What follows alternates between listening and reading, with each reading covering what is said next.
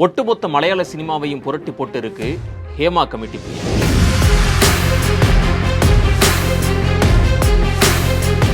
நடிகைகளுடைய தொடர் பாலியல் புகார் தொடர்பா தற்பொழுது பல்வேறு விஷயங்கள் வெளியாகியுள்ளது. நடிகைகளுடைய தொடர் பாலியல் புகார் காரணமா ஒட்டுமொத்த மலையாள சினிமாவும் முடங்கி போயிருக்கு அப்படின்னு தான் சொல்லணும். இந்த ஹேமா கமிட்டி விசாரணை ஆணையம் எப்போது அமைக்கப்பட்டுச்சு, அந்த ஆணையம் எப்போது அந்த அறிக்கையை சமர்ப்பிச்சாங்க, அந்த ஆணையத்தினுடைய அறிக்கையில என்னென்ன விஷயங்கள்லாம் குறிப்பிட்டு இருக்கிறாங்க, ஏன் ஒட்டுமொத்த மலையாள சினிமாவும் இப்ப பெரிய பரபரப்புக்கு உள்ளாகி இருக்கு அப்படிங்கிறத இந்த வீடியோல விளக்கமா பார்க்கலாம்.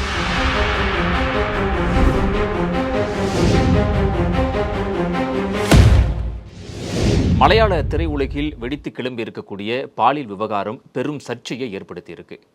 மலையாள நடிகர்கள் மீது பல நடிகைகள் பாலியல் புகார்களை கொடுத்திருக்கிறாங்க. இதுவரைக்கும் 18 வழக்குகள் பதிவு செய்யப்பட்டிருக்கு. 7 IPS அதிகாரிகள் தலைமையில் சிறப்பு விசாரணை குழுவும் அமைக்கப்பட்டிருக்கு. அவங்க ஒரு பக்கம் தீவிரமாக விசாரணையை நடத்திட்டு வராங்க. அதன் தொடர்ச்சியாக, அதாவது இந்த பாலியல் குற்றச்சாட்டு எழுந்ததன் தொடர்ச்சியாக, அம்மா என்று சொல்லக்கூடிய association of Malayalam movie artist, அந்த நடிகர் சங்கத்தை கூண்டோட கலைச்சிருக்கிறாங்க. மோகன்லால் அதனுடைய தலைவராக இருக்கிறாரு. அவர் இந்த பாலியல் குற்றச்சாட்டு அங்கே இருக்கக்கூடிய நிர்வாகிகள் மீது எழுந்ததன் அடிப்படையில் அவர் உடனடியாக என்ன செய்கிறாரு அப்படின்னாக்க, தன்னுடைய தலைவர் பதவியை ராஜினாமா செய்கிறாரு. துணைத் தலைவர் பதவிகள் ராஜினாமா செய்யப்படுது. 17 செயற்குழு உறுப்பினர்கள் இருக்கிறாங்க. அவங்களும் தங்களுடைய ஒட்டுமொத்தமாக அந்த நடிகர் சங்கத்தை கூண்டோட கலைக்கிறாங்க.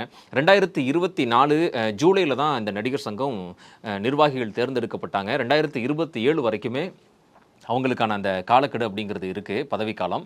ஆனால் இந்த பாலியல் குற்றச்சாட்டு எழுந்ததன் அடிப்படையில் தற்பொழுது ஒட்டுமொத்தமாக கூண்டோட அந்த நடிகர் சங்கம் கலைக்கப்படுது. இன்னும் 2 மாதத்தில் இதற்கான தேர்தல் நடத்தப்பட்டு நிர்வாகிகள் நியமிக்கப்படுவாங்க அப்படிங்கிறத அதனுடைய முன்னாள் தலைவர் மோகன்லால் சொல்லியிருக்கிறாரு. சரி, யார் யார் எந்தெந்த நடிகைகள் எந்தெந்த நடிகர்கள் மீது என்னென்ன குற்றச்சாட்டுகள் முன் வச்சிருக்கிறாங்க அப்படிங்கிறத இப்போ நம்ம பார்த்துருவோம். கேரள சினிமா அகாடமி தலைவராக இருக்கக்கூடிய இயக்குனர் ரஞ்சித் மீது வங்கதேசத்தினுடைய நடிகை ஸ்ரீலேகா பாலியல் குற்றச்சாட்டை சுமத்தி இருக்கிறாங்க. ஒரு படப்பிடிப்புக்கு சென்றிருந்தப்போ அவர் பாலியல் துன்புறுத்தலில் ஈடுபட்டார் அப்படிங்கிற குற்றச்சாட்டை முன் வச்சிருக்கிறாங்க. அதன் தொடர்ச்சியாக அவர் அந்த பதவியிலிருந்து விலகிறாரு. அவர் மீது விசாரணை என்பது தற்பொழுது தொடங்கியிருக்கு. அதனைத் தொடர்ந்து ரேவதி சம்பத் அப்படிங்கிற ஒரு நடிகர் சித்திக் மீது பாலியல் துன்புறுத்தல் தொடர்பாக ஒரு புகாரை கொடுத்துருக்குறாங்க. படப்பிடிப்பின் போது தன்னிடம் மோசமாக நடந்துக்கிட்டாரு அப்படிங்கிற மாதிரியான அந்த விஷயங்களை அவங்க புகாரில் தெரிவிச்சிருக்கிறாங்க. அதே மாதிரி மினு முனீர் அப்படிங்கிற நடிகையும் பாலியல் துன்புறுத்தல் தொடர்பாக ஒரு புகாரை கொடுத்துருக்குறாங்க. அவங்க யார் யார் மேரெல்லாம் இந்த பாலியல் புகாரை கொடுத்துருக்குறாங்க அப்படின்னு பார்க்கும்போது, நடிகர்கள் ஜெயசூர்யா, முகேஷ், மணியன் பிள்ளை ராஜு, இளைவேளை பாபு, இந்த நடிகர்கள் மீது பாலியல் குற்றச்சாட்டை சுமத்திருக்கிறாங்க. ஸ்ரீலேகா இயக்குனர் ரஞ்சித் மீது குற்றச்சாட்டை சுமத்தும் போது அவங்க சொல்லியிருக்கிறது, ஒரு படப்பிடிப்பில் கதை சொல்கிறதுக்காக என்னை கூப்பிட்டுருந்தாரு. அப்படி நான் அந்த படத்தை நடிக்கிறதுக்காக ஒப்பந்தமாகி கதை கேட்க போகும்போது என்கிட்ட அத்துமீறினார் பாலியல் ரீதியாக, அதனால் நான் அங்கேருந்து வெளியில் வந்துட்டேன் அப்படிங்கிற மாதிரியான ஒரு புகாரை அவங்க கொடுத்துருக்குறாங்க. இது தொடர்பாக இந்த விசாரணைகள்லாம் தொடங்கி நடந்துட்டு இருக்குது. இந்த குற்றச்சாட்டுக்கு ஆளாகி இருக்கக்கூடிய இயக்குனர் ரஞ்சித் அந்த அகாடமியிலிருந்து வெளியேறி வராரு. அதனைத் தொடர்ந்து நடிகர் சித்திக்கும் தன்னுடைய பொதுச் செயலாளர் பதவியை ராஜினாமா செய்கிறாரு இந்த புகார் தொடர்பாக. அதனைத் தொடர்ந்து தான் அந்த மலையாள நடிகர் சங்கங்களுடைய தலைவர்கள் எல்லாமே ஒட்டுமொத்தமாக கூண்டோடு கலைக்கப்பட்டு அதன் தொடர்ச்சியாக அடுத்தடுத்த விஷயங்கள் எல்லாமே தொடர்ந்து நடந்துட்டுருக்கு. திடீர்னு ஏன் நடிகைகள் எல்லாம் பாலியல் தொடர்பான இந்த சர்ச்சைக்கு உள்ளாகுறாங்க, இந்த பாலியல் புகார்கள் நடிகர்கள் மீது ஏன் இப்போது வெளியாகி இருக்கு அப்படின்னு பார்க்கும்போது, இந்த ஹேமா கமிட்டியினுடைய அறிக்கை கடந்த சில தினங்களுக்கு முன்பு கேரள மாநில அரசு அந்த அறிக்கையை வெளியிடுறாங்க. ஆனால் இந்த அறிக்கை எப்போ கொண்டு வரப்பட்டுச்சு அப்படின்னாக்க 2019 சமர்ப்பிக்கப்பட்டுச்சு. இந்த ஆணையம் எப்போ அமைக்கப்பட்டுச்சு அப்படின்னா 2017 இந்த ஆணையம் அமைக்கப்பட்டுச்சு. ஏன் அப்படின்னா 2017 நடிகை பாவனாவுக்கு ஒரு பாலியல் அத்துமீறல், ஒரு பாலியல் துன்புறுத்தல் நடந்துச்சு. நடிகை பாவனாவை காரில் கடத்திட்டு போய் அப்போ முன்னணி நடிகராக இருந்த ஒரு நடிகர் அவர் மீது இந்த மாதிரி பாலியல் துன்புறுத்தலில் ஈடுபட்டார். அவரை கைது பண்ணி தற்போது அவர் பிணையில் வெளியில் இருக்கிறாரு. அதன் தொடர்ச்சி என்ன நடக்குது அப்படின்னாக்க, அப்போது இந்த அம்மா அப்படிங்கிற சொல்லக்கூடிய association of Malayalam movie artist, இந்த அம்மா கிட்ட போய் இந்த பாவனா விஷயமா போய் புகார் கொடுக்குறாங்க. ஆனால் அந்த புகார் மேலே எந்த ஒரு நடவடிக்கையுமே அந்த நடிகர் சங்கம் எடுக்கலை. அது என்ன ஆகுது அப்படின்னாக்க, ஒட்டுமொத்தமாக மலையாள சினிமாவில் இருக்கக்கூடிய நடிகைகளுக்கு, பெண் கலைஞர்களுக்கு வந்து ஒரு மிகப்பெரிய அதிருப்தியை ஏற்படுத்துது. இவ்வளவு பெரிய ஒரு விஷயம் நடந்திருக்கு, அந்த நடிகர் மேலே இந்த ஒரு நடிகர் சங்கம் எந்த ஒரு நடவடிக்கையுமே எடுக்கலை. அப்படி இருக்கும்போது நம்ம என்ன செய்யலாம் அப்படின்னு அந்த பெண் கலைஞர்கள், துணை நடிகைகள் எல்லாரும் சேர்ந்து கலந்து ஆலோசிக்கும் போது ஒரு விஷயத்தை முன்னெடுக்கிறாங்க. சரி, இனி இவங்களை நம்பி பிரயோஜனம் இல்லை, ஒட்டுமொத்தமாக நாமே நமக்கு குரல் கொடுத்தா மட்டும்தான் இந்த பிரச்சனைகளை, இந்த பாலியல் சீண்டல்களை, இந்த பாலியல் சுரண்டல்களை நம்மளால் சமாளிக்க முடியும் அப்படிங்கிற ஒரு விஷயத்தை முன்னெடுத்து உமன் இன் சினிமா கலெக்ட் அப்படிங்கிற ஒரு சங்கத்தை தொடங்குறாங்க. அதாவது WCC, women in cinema collective அப்படிங்கிற சங்கத்தை தொடங்கி ஒட்டுமொத்தமாக அதில் இருக்கக்கூடிய மலையாள பெண் நடிகைகள், பெண் கலைஞர்கள் அதில் வந்து உறுப்பினர்களாக சேர்றாங்க. அந்த சங்கம் தொடங்கப்பட்டதன் நோக்கம், அங்கே இருக்கக்கூடிய பெண் நடிகைகளுக்கு, பெண் கலைஞர்களுக்கு ஏதாவது பாலியல் துன்புறுத்தல் நடந்தாலோ, இல்லை வேறு என்ன சம்பள பிரச்சனைகள் ஏற்பட்டாலோ, நாம் ஒட்டுமொத்தமாக ஒன்றா ஒருங்கிணைச்சு நம்ம குரல் கொடுக்கணும் அப்படிங்கிறதுனால அந்த சங்கம் தொடங்கப்பட்டுச்சு. அப்போது 2017 இந்த சம்பவத்துக்கு பிறகு இந்த WCC சங்கம் உருவாகுது. அந்த சங்கம் என்ன செய்கிறாங்க அப்படின்னாக்க, இந்த பாவனா விஷயத்தை நம்ம வந்து இதோட விடக்கூடாது, இதை மிகப்பெரிய அளவில் நம்ம வந்து கொண்டுட்டு போகணும், இனி எந்த நாளுமே பெண் கலைஞர்களுக்கு இது போன்ற ஒரு அசம்பாவிதம் நடந்துடக்கூடாது அப்படிங்கிறத முன்னிறுத்தி அவங்க அந்த விஷயத்தை கேரள அரசுக்கிட்ட கொண்டுட்டு போகிறாங்க. ஒரு ஆணை அமைச்சு இந்த பாவனாக்கு நடந்த இந்த பாலியல் துன்புறுத்தலுக்கு, இந்த பாலியல் சுரண்டலுக்கு நீதி கிடைக்கணும் அப்படின்னு சொல்லிட்டு ஒரு விஷயத்தை பதிவு பண்ணுறாங்க. இது பாவனாவுக்கு மட்டும் நடக்கலை, ஒட்டுமொத்தமாக மலையாள சினிமாவில் எல்லா பெண் துணை நடிகைகளுக்கும், எல்லா பெண் கலைஞர்களுக்கும் இது போன்ற பாலியல் சுரண்டல்கள் தொடர்ந்து நடந்துட்டு இருக்கு.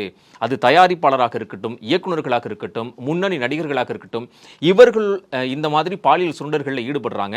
இதற்கு நீங்கள் ஒரு விசாரணை ஆணையத்தை அமைக்க வேண்டும், அதன் தொடர்ச்சியாக அவர்கள் மீது நடவடிக்கை எடுக்க வேண்டும் அப்படின்னு சொல்லி அப்போ இருக்கக்கூடிய கேரள அரசு கிட்ட இவங்க இந்த கோரிக்கை, WCC கோரிக்கை முன்வைக்கிறாங்க. அதன் தொடர்ச்சியாக தான் என்ன செய்கிறாங்க அப்படின்னாக்க, 2017 ஒரு கமிட்டி ஃபார்ம் பண்ணுறாங்க. அதாவது ஓய்வு பெற்ற உயர்நீதிமன்ற நீதிபதி ஹேமா தலைமையில் ஒரு IAS அதிகாரி, முன்னாள் நடிகை சாரதா, இவங்க 3 பேருடைய ஒரு ஆணையம் அமைக்கப்படுது. அந்த ஆணையம் என்ன செய்கிறாங்கனாக்க, பல்வேறு சிக்கல்களுக்கு மத்தியில் இந்த விசாரணையை தீவிரப்படுத்துகிறாங்க. இந்த விசாரணை தொடங்குது அப்படின்னு தெரிஞ்ச உடனே அந்த பாலியல் குற்றச்சாட்டுகளுக்கு உள்ளான நடிகர்கள், அவர்களை சார்ந்தவர்கள், அந்த இயக்குநர்கள் எல்லாம் என்ன செய்கிறாங்க அப்படின்னா, அந்த பாதிக்கப்பட்ட பெண்கள் இருக்காங்க இல்லையா, அவங்களுக்கு வந்து மிரட்டல் விடுக்கிறாங்க.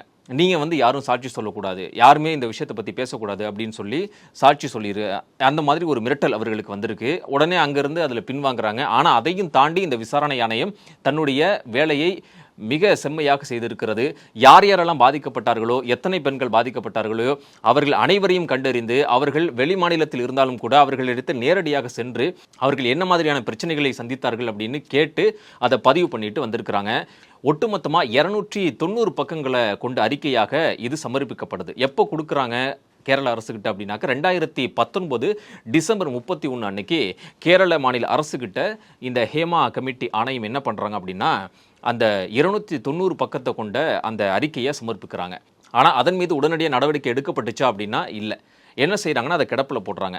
அதற்கப்புறமா மறுபடியும் அந்த WCC எல்லாம் சேர்ந்து மறுபடியும் அதை வந்து ஃபோர்ஸ் பண்ணுறாங்க, நீங்கள் இம்மீடியட்டாக இது மேலே ஆக்ஷன் எடுங்க அப்படின்னு சொல்லிட்டு. அப்போ என்ன செய்கிறாங்க அப்படின்னாக்கா, அதில் 290 பக்கம் இப்போ வெளியாக்கி இருக்கு. ஆனால் ஒட்டுமொத்தமாக அது வந்து ஒரு 350-360 பக்கத்துக்கு இருந்திருக்கு. அதுலேருந்து ஒரு 87 பக்கத்தை நீக்கிறாங்க. ஏன் அந்த 87 பக்கத்தை நீக்கிறாங்க அப்படின்னாக்கா, அதில் வந்து நிறைய முன்னணி நடிகர்களுடைய பெயர்கள்லாம் இருக்குது அப்படிங்கிற காரணத்துக்காக அது நீக்கப்பட்டதா அந்த விசாரணை அறிக்கையில் சொல்லப்பட்டிருக்கு. அதன் தொடர்ச்சியாக 4.5 வருடங்களுக்கு பிறகு கடந்த சில தினங்களுக்கு முன்பாக கேரள அரசு அந்த அறிக்கையை வெளியிட்டு இருக்கிறாங்க. அதன் தொடர்ச்சியாகத்தான் தற்பொழுது இந்த பாலியல் புகார்கள், இந்த குற்றச்சாட்டுகள் எல்லாம் வெளிவந்திருக்கு. நடிகைகள் தங்களுக்கு ஏற்பட்ட அந்த சிக்கல்களை வெளிவந்து சொல்லியிருக்கிறாங்க. அதன் தொடர்ச்சியாக வழக்குகளும் பதிவு செய்யப்பட்டிருக்கு. விசாரணை ஒரு பக்கம் நடந்துட்டு இருக்கு. அந்த ஹேமா கமிட்டி அறிக்கையில் என்னென்ன விஷயங்கள் குறிப்பிட்டிருக்கிறாங்க அப்படின்னு பார்க்கும்பொழுது, அதில் 290 பக்கத்தில் நமக்கு முழுமையாக கிடைக்கல, ஒரு சில விஷயங்களை அவங்க வந்து வெளியிட்டிருக்கிறாங்க. என்னென்ன விஷயங்கள் அப்படின்னு தேடி பார்க்கும்பொழுது, இந்த அறிக்கைக்கு முன் வைக்கப்பட்ட ஆதாரங்களின் அடிப்படையில் பார்க்கும்போது, மலையாள சினிமாவில் இந்த பெண்கள் மீதான பாலியல் துன்புறுத்தல்கள், பாலியல் சுரண்டல்கள் பரவலாக நடந்திருக்கு அப்படிங்கிறத அந்த ஆணையத்தினுடைய அறிக்கை சுட்டிக்காட்டுது. இந்த பாலியல் சுரண்டல்களை கண்காணிக்கிறதுக்கோ கட்டுப்படுத்துறதுக்கோ வாய்ப்பே இல்லை, எல்லை மீறி போயிட்டு இருக்கு அப்படிங்கிறதையும் அந்த ஆணையம் சுட்டிக்காட்டுது. அது மட்டும் இல்லாமல் பாதிக்கப்பட்ட பெண்கள் வீடியோ ஆதாரம், ஆடியோ ஆதாரம், ஸ்கிரீன்ஷாட், மெசேஜ், இப்படி பல ஆதாரங்களை தங்களிடத்துல கொடுத்துருக்குறாங்க அப்படிங்கிறதையும் அந்த ஆணையம் சொல்லியிருக்கு. அதே மாதிரி மிக முக்கியமாக பார்க்கணும் அப்படின்னாக்க, சில மூத்த நடிகர்கள், சில மூத்த இயக்குனர்கள், சில தயாரிப்பாளர்கள் இந்த மலையாள சினிமாவை தங்களுடைய கட்டுப்பாட்டுக்குள்ளே வச்சிருக்கிறாங்க. ஏன்னா அவங்களுக்கு பெரும் புகழ் இருக்கு, பெரும் பணபலம் இருக்கு. அதன் அடிப்படையில் ஒட்டுமொத்த மலையாள சினிமாவையும் தங்களுடைய கண்ட்ரோலில் வச்சுக்கிட்டு அவங்க ஆட்டி படைச்சிட்டு இருக்கிறாங்க. தங்களுக்கு யாரெல்லாம் இணங்கவில்லையோ, தங்களுக்கு யாரெல்லாம் ஒத்துப்போகவில்லையோ அவர்களை அந்த படத்திலிருந்து தூக்குவது, அவர்களை ஒட்டுமொத்தமாக திரை உலகத்திலிருந்து ஒதுக்கி வைப்பது, அவர்களுடைய திரை வாழ்க்கையை அழிப்பது, இது போன்ற நடவடிக்கைகளில் அவர்கள் தொடர்ச்சியாக ஈடுபட்டு வராங்க அப்படிங்கிற குற்றச்சாட்டையும் அந்த அறிக்கையில் சொல்லப்பட்டிருக்கு.